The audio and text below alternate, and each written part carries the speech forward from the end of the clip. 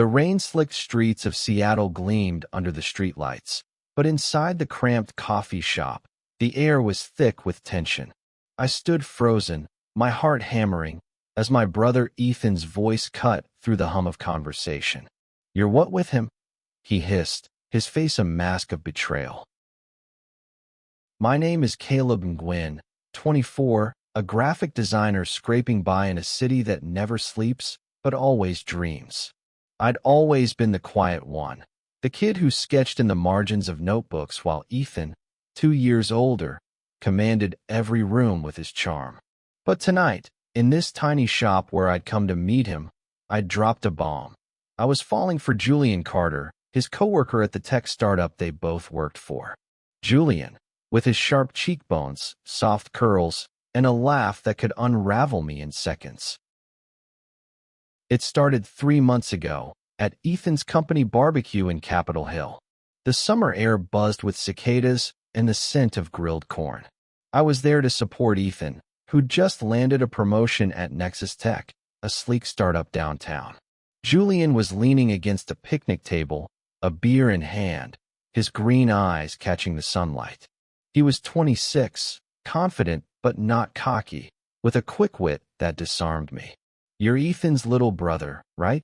he'd said, smirking. "He didn't warn me you'd be trouble." I laughed, my cheeks burning, and that was it, my world tilted. We talked for hours that day, about art, music, the way Seattle's skyline looked at dusk. He was a coder, but not the stereotypical kind. He loved poetry, quoted Neruda like it was second nature, and had a tattoo of a compass on his wrist, a reminder to find his own north. By the time the barbecue ended, we'd exchanged numbers, and I was already half gone for him. Ethan, though, was oblivious. He'd always been protective, the kind of brother who'd punch a bully for me in high school, but also lecture me on my bad decisions. When I told him about Julian tonight, his reaction was worse than I'd feared. "He's my coworker, Caleb," he snapped, slamming his coffee mug down. "You think you can just waltz in and mess with my work life? You don't even know him." But I did know Julian. I knew how he'd text me late at night, sharing playlists or random thoughts about the universe. I knew how his fingers brushed mine when we walked through Pike Place Market, pretending it was accidental. I knew the way his voice softened when he talked about his estranged dad, who'd kicked him out at 17 for being gay. Julian wasn't just a crush, he was a fire I couldn't put out. "Ethan, I'm not a kid anymore," I said, my voice shaking but firm. "This isn't about you." His eyes narrowed, and I saw the hurt beneath his anger. Ethan had always been my anchor, but he was also territorial, and I'd just crossed a line he didn't even know existed. The next week was a blur of stolen moments. Julian and I met in secret, sneaking away to quiet bars in Fremont or hiking trails outside the city. Each touch, each glance, felt like defiance. But Ethan's words haunted me. Was I risking my brother's trust for something that might burn out? Julian sensed my hesitation one evening as we sat on a bench overlooking Puget Sound, the water shimmering under the moon. "You're worried about him, aren't you?" he asked, his voice low. I nodded, unable to meet his eyes. He tilted my chin up, his thumb warm against my skin. "Caleb, I'm not here to break your family, but I'm not letting you go either." His words lit something in me, a reckless kind of courage. I kissed him then, right there under the stars, the world fading to nothing but the heat of his lips. But as we pulled apart, my phone buzzed. Ethan, demanding to know where I was. Guilt twisted in my gut. I was caught between the brother I'd always idolized and the man who was rewriting my heart. By the end of the month, things escalated. Ethan started noticing my late nights, my evasive answers. One day, he cornered me in our shared apartment, his voice low and dangerous. "I saw you with him, Caleb. Outside that bar. You think I'm stupid?" My stomach dropped. I tried to explain, but he cut me off. "You're choosing some guy you barely know over me. You're throwing away everything we've got." His words stung because they weren't entirely wrong. Ethan and I had always been a team, ever since our parents' messy divorce left us leaning on each other. But I wasn't choosing Julian over him. I was choosing myself. That night, I met Julian at a diner in Belltown, my hands trembling as I recounted Ethan's outburst. Julian listened, his jaw tight. "He's scared," he said finally. "He thinks he's losing you. But Caleb, you can't let his fears stop you from living." He reached across the table, his hand covering mine. "I'm in this. All the way." His certainty steadied me, but deep down, I knew this was only the beginning. Ethan wasn't the type to let things go, and I was terrified of what he'd do if he found out just how deep this secret ran. The weeks that followed were a tightrope walk. Julian and I carved out moments in the cracks of our lives. Early morning coffee runs before Ethan woke up, late night drives to the edge of the city where no one knew us. Each stolen second felt like a rebellion, a spark that burned brighter because it was forbidden. But Ethan's suspicion was a shadow, always looming. One rainy Tuesday, I was sketching at a cafe in Queen, and when Julian slid into the booth across from me, his hair damp from the drizzle. "Missed you," he said, his smile soft but electric. I wanted to lean across the table and kiss him, but I glanced around, paranoid Ethan might somehow appear. Julian noticed. "You're still scared he'll find out," he said, not accusing, just stating a fact. I sighed, pushing my sketchbook aside. "He's my brother, Jules. He's family. I don't want to lose him." Julian's eyes softened, but there was a fire in them too. "You're not losing him. You're just living your truth. He'll come around." He reached for my hand under the table, his fingers lacing through mine. "And if he doesn't, you've got me." His words were a lifeline, but they didn't erase the knot in my chest. Ethan wasn't just angry. He was hurt, and I hated being the cause. The tension broke a week later at Nexus Tech's annual gala, a glitzy event in a downtown hotel ballroom. Ethan had insisted I come, saying it was a chance to network for my freelance gigs. I knew he just wanted to keep an eye on me. Julian was there too, in a tailored blazer that made my pulse race. We stole glances across the room, careful not to linger too long.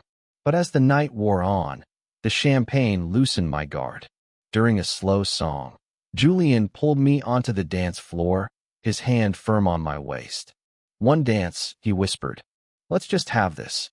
We moved together, the world blurring into the soft glow of chandeliers and the murmur of the crowd. For a moment, it was just us, his breath warm against my ear, his heartbeat steady under my palm. But then I saw Ethan across the room, his face darkening as he watched us. He stormed over, grabbing my arm. "What the hell, Caleb?" he hissed, pulling me away. Julian stepped forward, but I shook my head, silently begging him to stay back. Outside, in the cold night air, Ethan let loose. "You're making a fool of yourself and me. Everyone at work's gonna know my brother's hooking up with my coworker. Do you know how that looks?"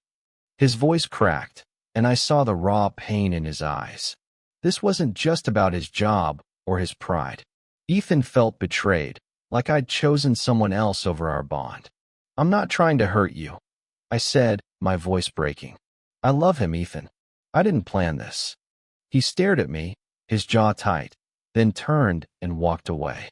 I stood there, rain soaking my shirt, feeling like I'd just cracked something that might never heal. Julian found me later, his expression heavy with worry. "You okay?" he asked, pulling me into a hug. I buried my face in his shoulder, the warmth of him grounding me. "I don't know how to fix this," I admitted. He pulled back, his hands cupping my face. "You don't have to fix it alone. We'll figure it out together." His kiss was soft but fierce, a promise that kept me from falling apart. But Ethan wasn't done. A few days later, he confronted Julian at work, his voice loud enough to turn heads in the open plan office. "Stay away from my brother," he warned, according to a friend who overheard. Julian didn't back down, calmly saying, "I care about him, Ethan, more than you know." It was a bold move, but it only fueled Ethan's anger. That night, he texted me, "If you keep this up, you're on your own." The words hit like a punch. Ethan had always been my rock, but now he was drawing a line, and I had to choose which side to stand on. The ultimatum hung over me like a storm cloud. I spent days replaying Ethan's text, each word a knife twisting in my chest. I loved Julian, but Ethan was my family, the one who'd patched me up after every heartbreak, every failure. Losing him felt like losing a piece of myself. Julian sensed my turmoil. One evening, he took me to a quiet overlook in West Seattle, the city lights sparkling across the water. "Talk to me, Caleb," he said, his voice gentle but firm. I spilled everything, my fear of losing Ethan, my guilt for causing this rift, my terror that choosing Julian meant destroying my family. He listened, his hand steady on my knee. "You're not choosing between us," he said. "You're choosing to be honest about who you are. Ethan's hurting, but that's his burden to carry, not yours." His words sank in, but they didn't erase the ache. I wanted to believe we could find a way through, but Ethan's silence was deafening.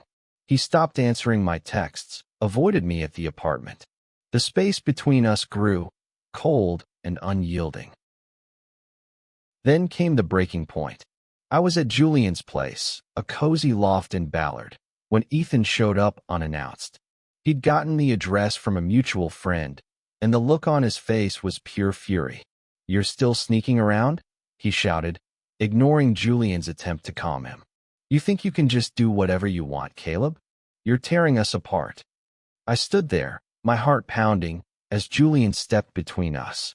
"Ethan, this isn't about you," he said, his voice steady. "Caleb's not trying to hurt you. He's just trying to live." Ethan's eyes flashed, and for a moment, I thought he might swing. Instead, he turned to me, his voice low. "You're my brother. I'd do anything for you. But this? I can't." He left, the door slamming behind him, and I felt the ground shift beneath me. Julian pulled me into his arms, but I was shaking too hard to feel his warmth. "He'll come back," he whispered, but I wasn't sure I believed him. That night, I couldn't sleep, haunted by the look in Ethan's eyes. I'd always been the one to follow his lead, to keep the peace. But loving Julian meant standing my ground, even if it cost me everything. The next morning, I found a note slipped under my door. Ethan's handwriting, jagged and hurried.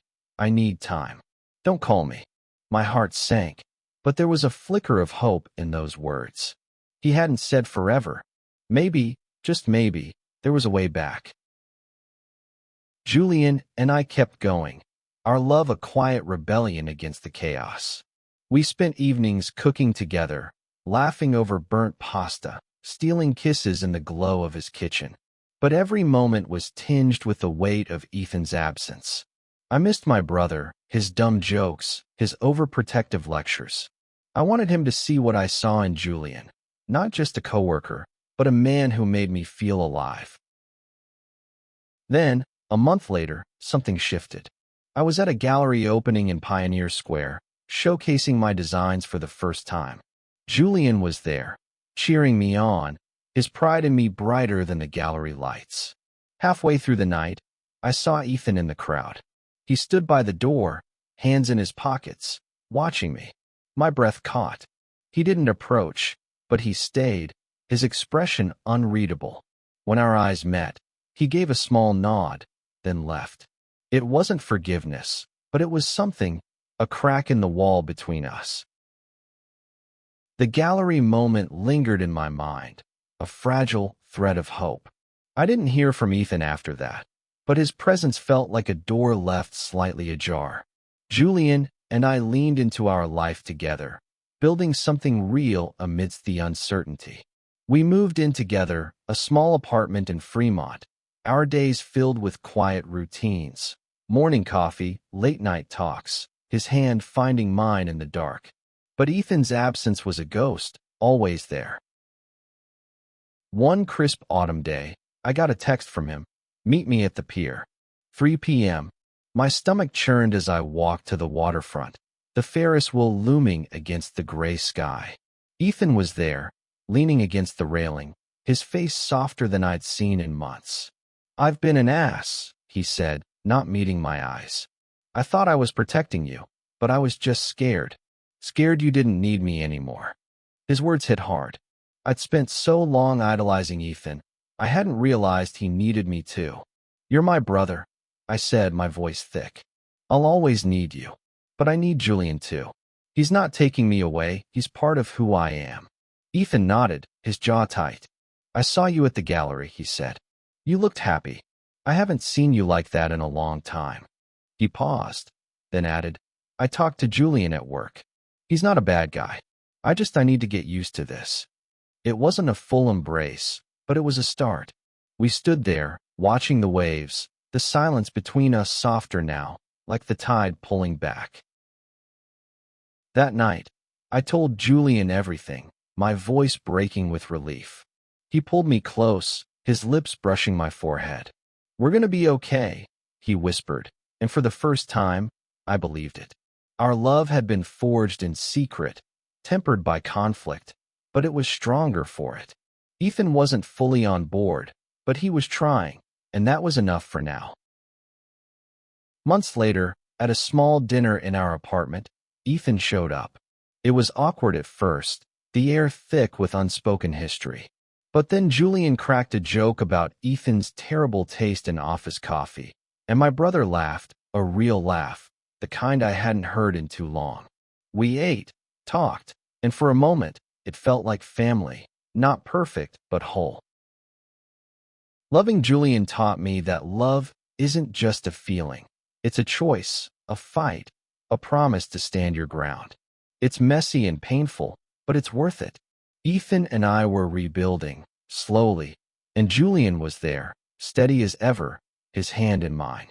The world didn't stop turning because we loved each other. It kept spinning, brighter and wilder than before.